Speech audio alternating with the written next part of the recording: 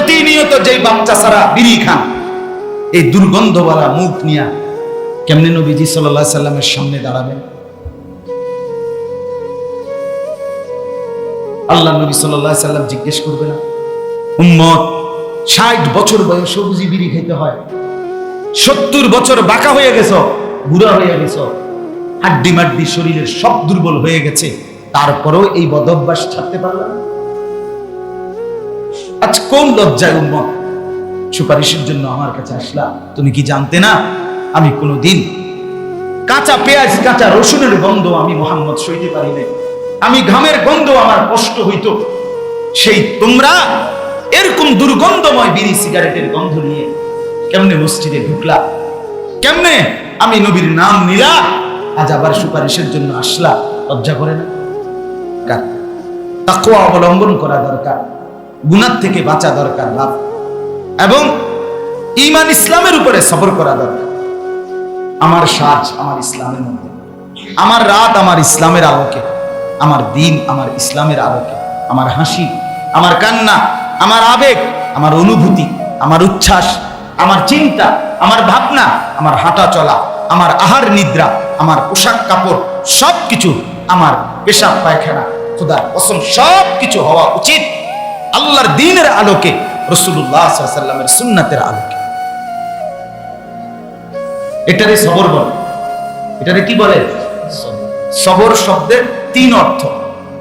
আমরা যেমন সবর বলতে বুঝি ধৈর্য, শুধু ধৈর্য বলতে আমরা স্বাভাবিকভাবে বুঝি যে কোনো জিনিস অ্যাক্সিডেন্ট হয়েছে, অসুস্থ হয়েছে, বিপদে পড়ছে, অনেক চেষ্টার পরে আর পাইলো না, তো পরে কয় সবর করো, ধৈর্য ধরো, ঠিকই না বলে?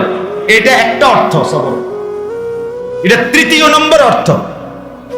সবরের 3 অর্থের 3 নম্বরটা হলো এটা, এই বিপদে কষ্টে মুসিবতে রোগে সুখে কি হওয়া? ধৈর্য ধারণ করা। এটা 3 নম্বর সবর।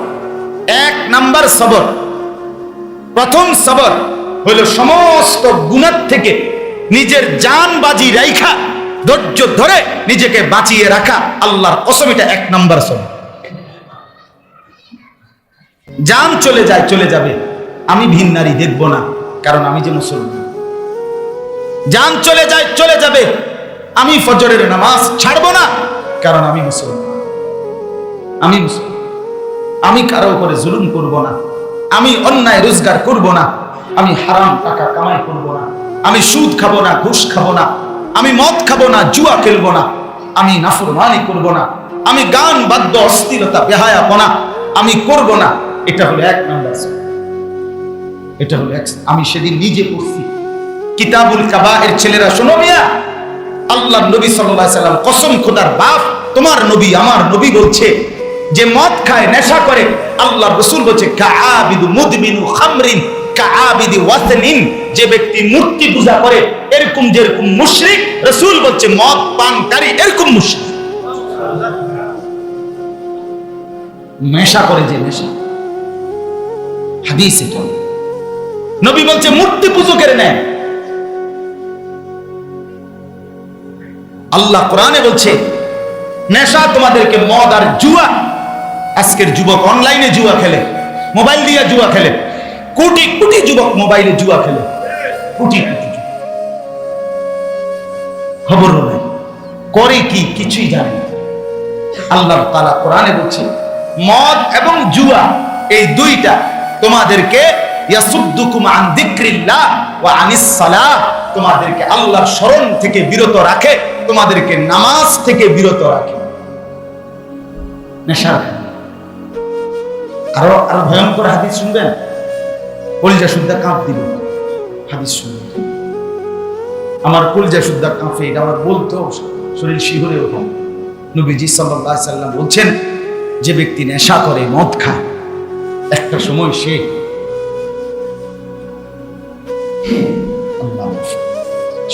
একটা সময় রাসূলুল্লাহ সাল্লাল্লাহু আলাইহি ওয়াসাল্লাম বলছেন, আপন মা খালা আপন জন এরকম নিকট আত্মীয়ের সাথে জিনা করতে আগ্রহ বোধ করে।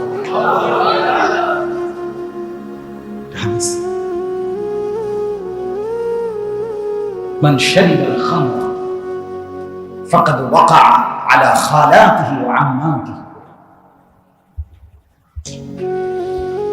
সে শেষ পর্যন্ত আপন চাচি, মামু, ফুফি, খালা, তার মানে হয় তারা হয় তাদের কন্যা, চাচাতো বোন, খালাতো বোন, মামাতো বোন, ফুফাতো বোন,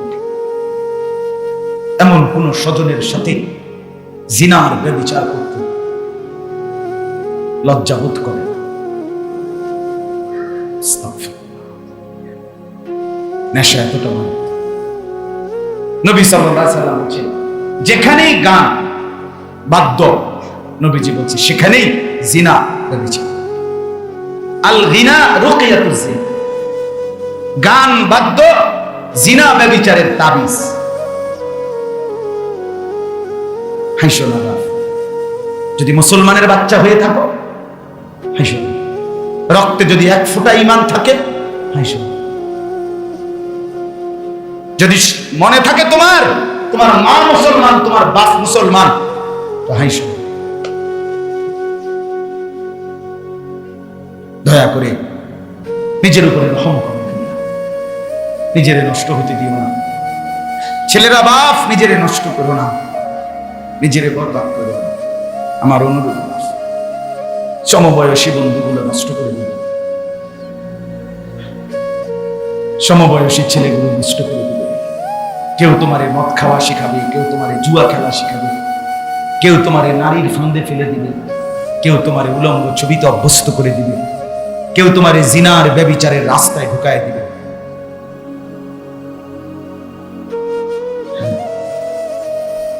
সমবয়সী বন্ধুগুলো খুব খারাপ। যে কোনো নামাজ পড়ে না সে বন্ধু না, সে শয়তান। সে কি? তোমার যে বন্ধু এক বেলা নামাজ পড়ে না, এটা জঙ্গলি, এটা জানোয়ার, এটা হাইওয়ান, এটা পশু। সে বন্ধু সে যে আখিরাত মনে করে, আখিরাত মনে, যাকে দেখলে আল্লাহকে মনে হয়, যার কথা শুনলে এলেম বাড়ে, জ্ঞান বাড়ে, যারা কাজকর্ম দেখলে আখিরাত মনে পড়ে, নবী বলছে সে বন্ধু, তাকে বন্ধু বানাও। আল্লাহ নবী সাল্লাল্লাহু আলাইহি ওয়াসাল্লাম বলেন, লা তুসাহিব ইল্লা মুমিনা, ঈমানদার মুমিন ছাড়া কাউকে সাথী বানাবে না, বন্ধু বানাবে। ওয়ালা ইয়াকুল মালাকা ইল্লা তাকিয়ুন, নবী বলেন কোন মুত্তাকি ছাড়া কাউকে তোমার সম্পদ খাইতে দিবে না। চোর ডাকায় তার সিটিং বাটপার রে চাও হবাই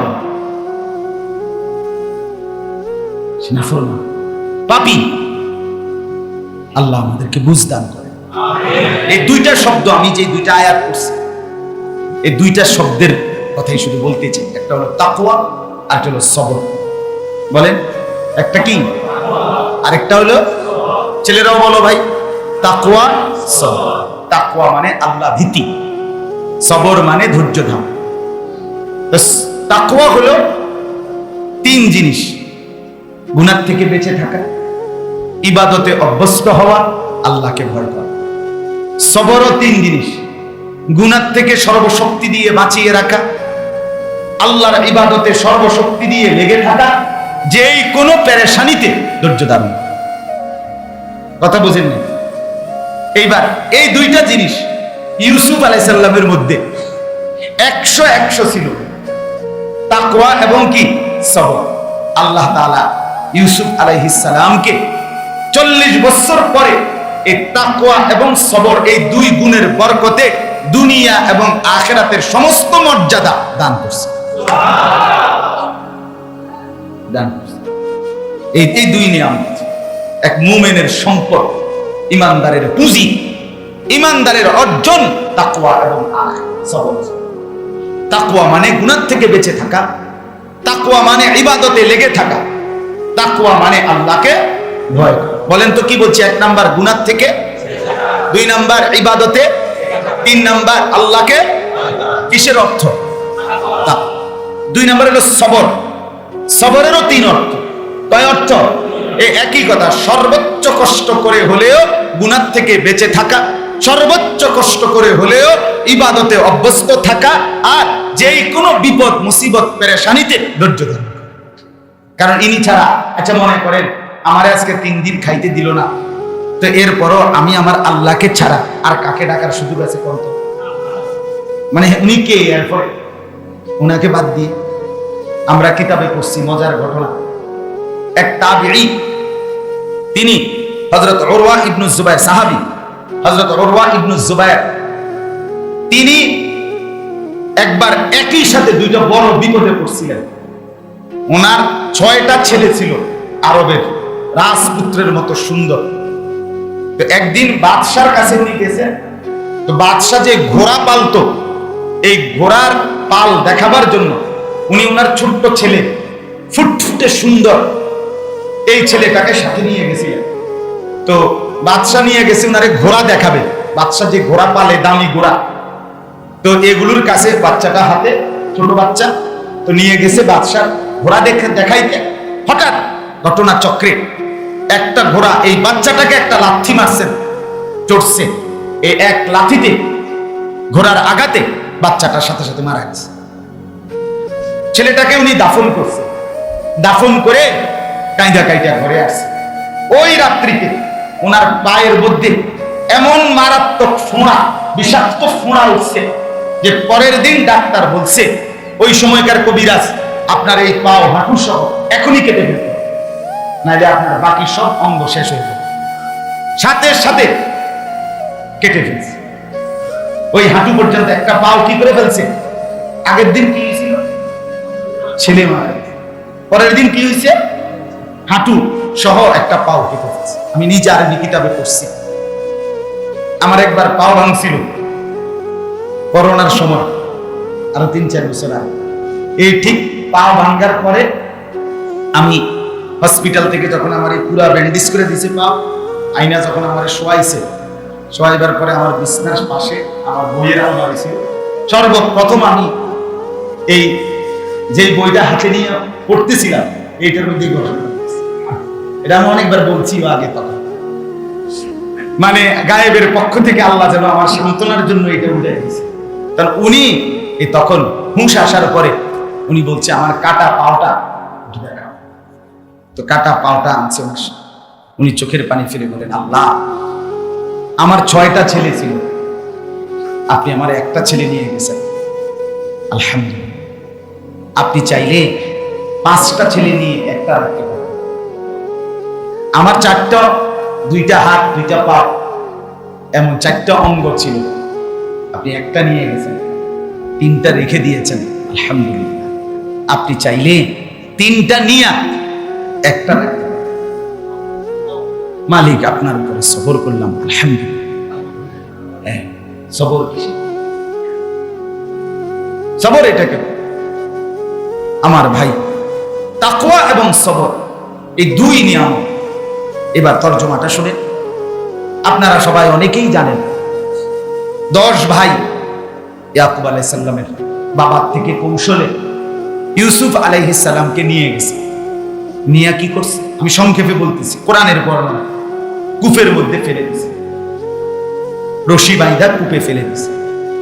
আল্লাহ তাআলার কুদরতে এক বণিক দল, তারা তাদের বালতি দিয়ে পানি উঠাচ্ছিল। পরে ইউসুফ আলাইহিস সালাম সেই বালতি ধরে পাড়ের উপরে উঠে গেছে। তারা সেই বণিক দল ইউসুফ আলাইহিস সালামকে, এই ফুটফুটে সুন্দর বাচ্চা, ওনাকে নিয়ে মিশরের বাজারে বিক্রি করে ফেলছে কৃতদাস হিসাবে। মিশরের অর্থমন্ত্রী আজিজে মিশর, যার নাম ছিল কিতফির, সে কিনে নিছে।